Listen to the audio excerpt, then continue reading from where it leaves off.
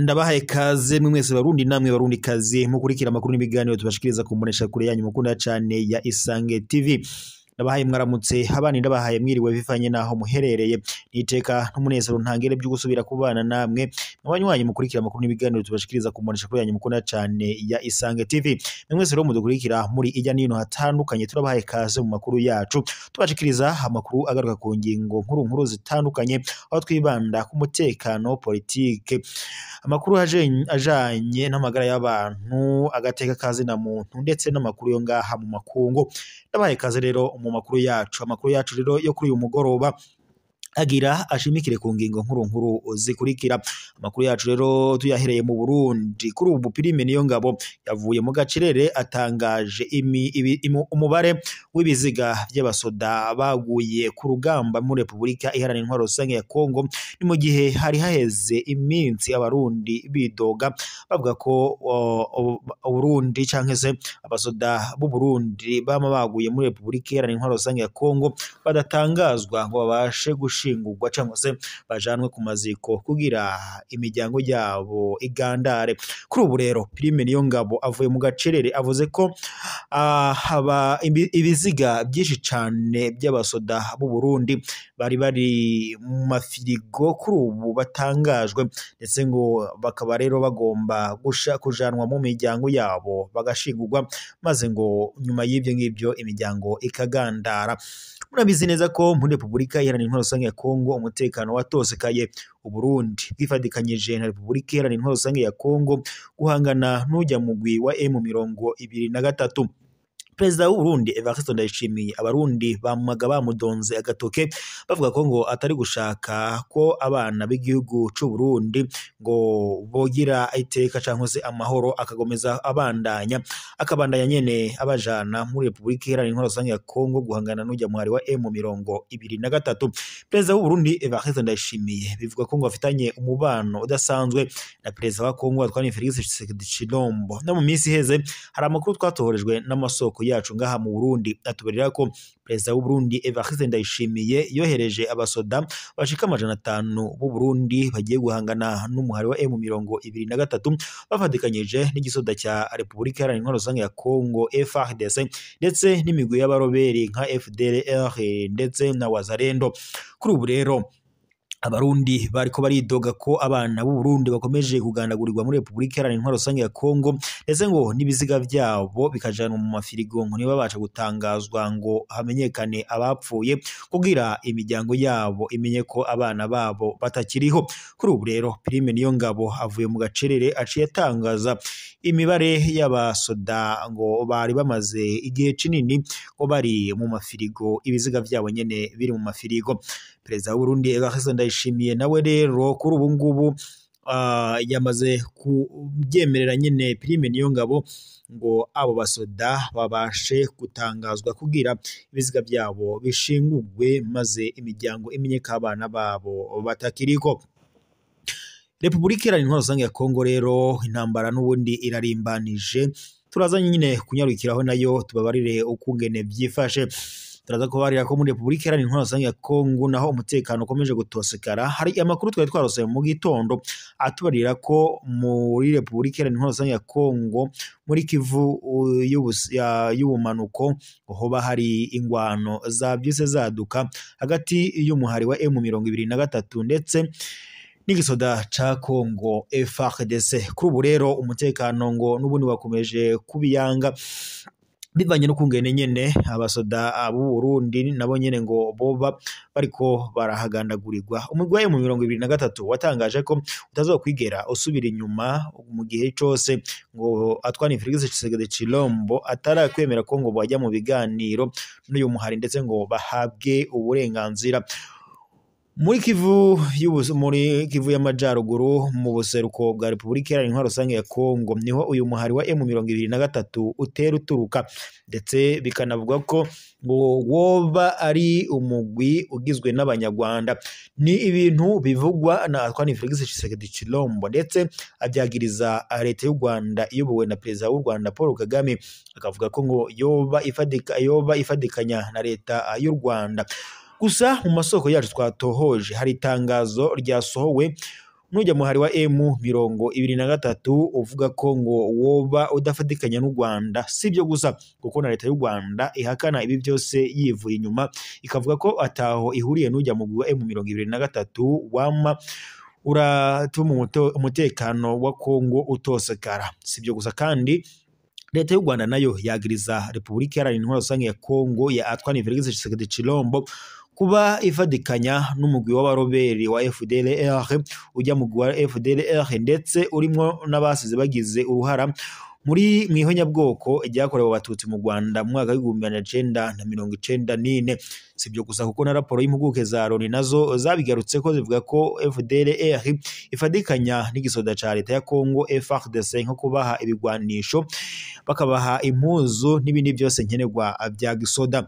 Kuri ubu rero biravuga ko rero umutekano n'ubundi ukomeje kuba mubi muri Repubulika Iharanira Intwaro Rusange ya Kongo. Ku rundi ruhande kandi si umugwi wa M23 kuko hari n'undi mugwi ngo woba wongeye ushira itangazo hanze ukavuga ko ngo woba ataho uhuriye no leta y'u Rwanda. Uwo mugwi nta wundi rero ni Red Tabara. Perezida w'u Burundi Evariste Ndayishimiye murabizi ko mu minsi iheze yatangaje ko ngo yoba afise ubwoba bw'uko nyine muri Repubulika Iharanira Intwaro Rusange ya Kongo nk'intambara ihava igaca ishika mu Burundi. Ibyo rero yabivuze ubwo yari mu nama yamuhuzaga n'abahagarariye amaleta yabo ndetse n'ibihugu byabo mu Burundi. Yabiteruye avuga ko ngo intambara ya Repubulika Iharanira Intwaro Rusange ya Kongo ngo ari intambara y'akarere, ndetse mu bwoba bwinshi ntangire yabivuze asigura ko ngo agiye gukora ibishoboka byose kugira acongere umutekano w'igihugu ciwe c'u Burundi ndetse n'abanyagihugu b'u Burundi.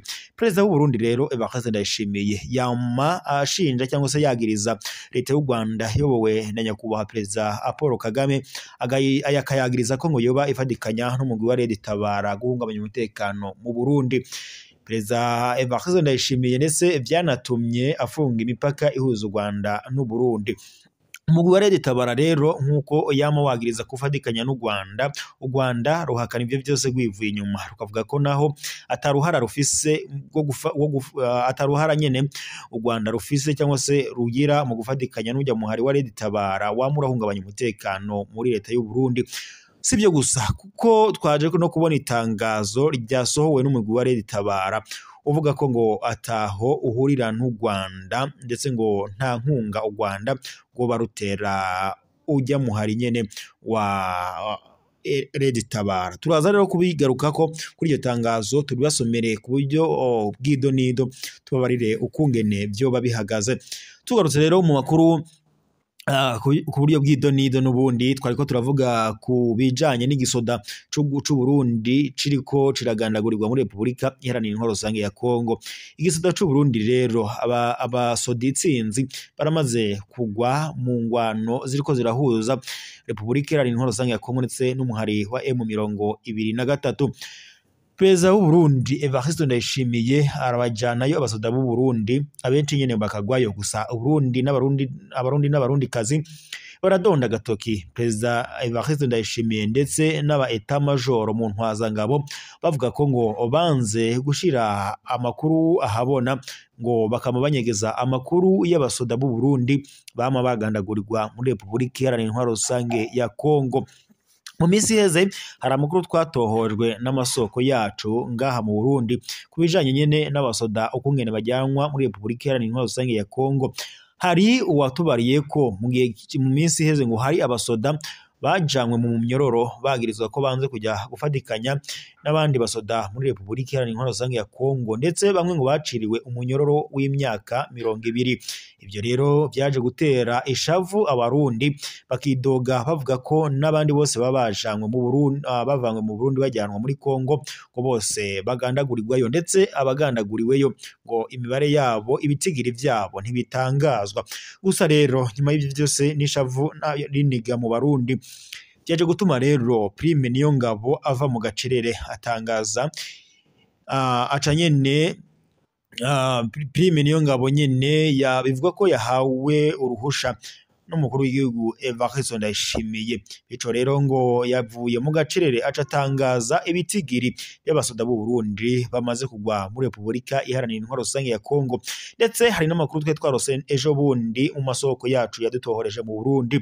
Hari imiryango yari yanditse ivuga ko ngo leta y'u Burundi yabujije leta y'u Burundi by'umwihariko na cane abo mu ntwazangabo mu gipolisi ndetse no mu gisoda n'abanyapolitike bakomeye mu begera nyene umukuru w'igihugu ngo bari babujije iyo miryango yabuze abasoda babo kugandara, ngo nyene bakaba bariko baridoga basaba ko babaha uburenganzira ngo bakajya ku kigandaro c'abana babo baguye muri Repubulika Iharanira Intwaro Rusange ya Kongo mu ngwano bahanganyemo umugwi wa M23.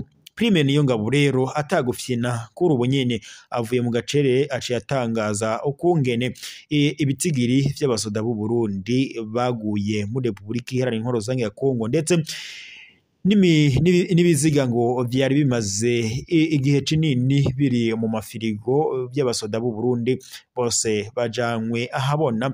Prime Niyongabo arabivuze, avuze ukungene abasoda bari mu mafirigo b'u Burundi bapfuye bagomba kujanwa ku maziko imiryango yabo ikagandara. Turaza rero kubatohoreza amasoko. Hari andi makuru twaronse ku masoko yacu n'ubundi atubarira ko Reverien Ndikuriyo umunyamabanga mukuru w'umugambwe CNDD-FDD kuri ubu ngubu yaba yatoye agatege ngo amagara ye yongeye kuba meza. Turaza kubabwira ukungene mu muryango wiwe bimeze, turaza no kubabwira ndetse nuko muri CNDD-FDD byo babihagaze ukungene bavyakiriye bakimara kumva ko umunyamabanga mukuru w'umugambwe CNDD-FDD agatima kagihema. Reka rero mbashimire mwese mwari mukurikiye amakuru y'ibiganiro tubashikiriza ku mbonesha kuri yanyu mukunda cyane ya Isange TV. Abadukurikira bari mu Burundi nko mu ntara nka Kayanza, Karusi, Bubanza, Gitega, Muramvya, Makamba, Bujumbura, Rugombo, Rumonge n'ahandi ijya nino mu Burundi hatandukanye turabashimira. Turabateye akamo, turabateye yambu. Abadukurikira bari ngaho i Bujumbura, abari Gitega, abari mu bice bitandukanye by'u Burundi mwese turabateye yambu.